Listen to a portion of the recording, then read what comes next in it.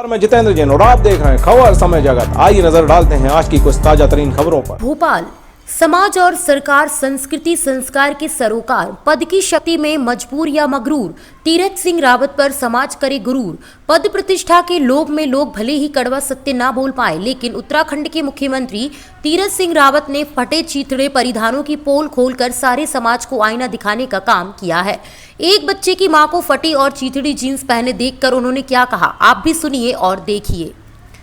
नमस्कार साथियों, खबर समय जगत में आपका स्वागत है। उत्तराखंड के मुख्यमंत्री जिन्होंने एक वक्तव्य दिया है उन लड़कियों के बारे में जो आधुनिकता की दौड़ में अपनी वेशभूषा का भी जिन्हें ध्यान नहीं रहता, उन्होंने कहा है कि जो लड़कियां घुटनों पर से फटी हुई जीन्स पहनती हैं वे अपनी आने वाली पीढ़ी को क्या संस्कार देंगी, आगे क्या संस्कार बढ़ाएंगी।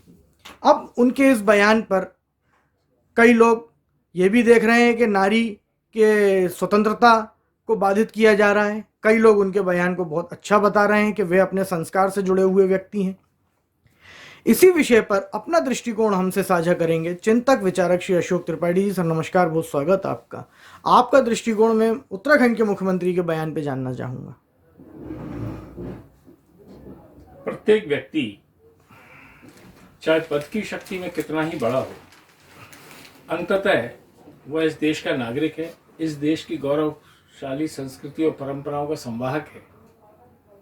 मुझे लगता है कि जैसे होता है ना कई बार कि पद की शक्ति में लोग होते हैं मजबूर जी या मगरूर। बिल्कुल। तीरथ सिंह रावत जैसे लोगों पे समाज को करना चाहिए गुरूर, क्योंकि या तो पद के कारण वैचारिक अभिव्यक्ति की स्वतंत्रता समाप्त हो जाती है, मजबूरी में कुछ बोल नहीं पाते, या पद में इतने मगरूर हो जाते हैं कि इन सब बातों पर ध्यान भी नहीं दे पाते।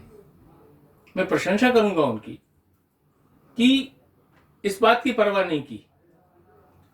नारी की स्वतंत्रता, अभिव्यक्ति की स्वतंत्रता, नारी की उन्मुक्तता को इस रूप में लेते हुए हम जिस दिशा में जा रहे हैं, यह तो उन्होंने संयमित भाषा का प्रयोग किया कि घुटनों तक जीन्स फटी हुई है। मैं ये कहता हूं कि बड़े महानगर तो छोड़िए, मध्यम महानगरों में घुटनों पे भी नहीं, जांघों पर, हिप्स पर भी जीन्स फटी हुई नजर आती है। उन्हें शालीनता बढ़ती है और ये बात बिल्कुल सच है।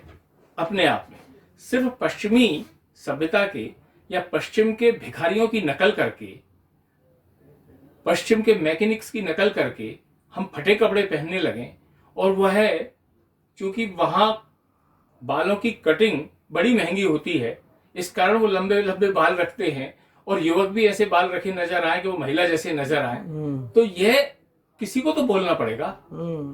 यह उनकी महानता है कि उन्होंने मुख्यमंत्री पद की चिंता किए बगैर बेबाकी से बयान दिया। और विषय ऐसे ही नहीं है, एक समाज है, सभ्य और शाकाहारी समाज है। आज से 20 वर्ष पहले किसी सड़क पर चलते फिरते ये चिकन और अंडे के ठेले नजर नहीं आते थे जी। आज शाकाहारी की भावनाओं को कितनी चोट पहुंचाई जा रही है।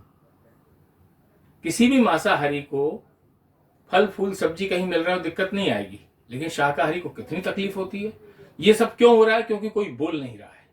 तो वो मुख्यमंत्री के पहले एक संवेदनशील इंसान है, उन्होंने समाज की इस पीड़ा को समझा। आप इसके नाम पर ऐसा नहीं है कि मतलब नारी स्वतंत्रता के नाम पर आप कुछ भी पहने, कुछ भी ओढ़े, कुछ भी बोलें। ये ना पुरुष के लिए ठीक है ना महिला के ठीक है। हमें अपनी गौरवशाली संस्कृति परंपराओं में चलने के लिए आगाह करने वाला एक सच्चा भारतीय नागरिक है। तो उन्होंने साबित किया है कि पद तो आते जाते रहते हैं, लेकिन बेबाकी से अपना विचार व्यक्त करना ही अपने हिस्से की ईमानदारी है। मैं उनको धन्यवाद और साधुवाद कहूंगा। खबर समय जगत के लिए भोपाल से संदेश नीमा की report. For latest news, subscribe to our channel and press the bell icon.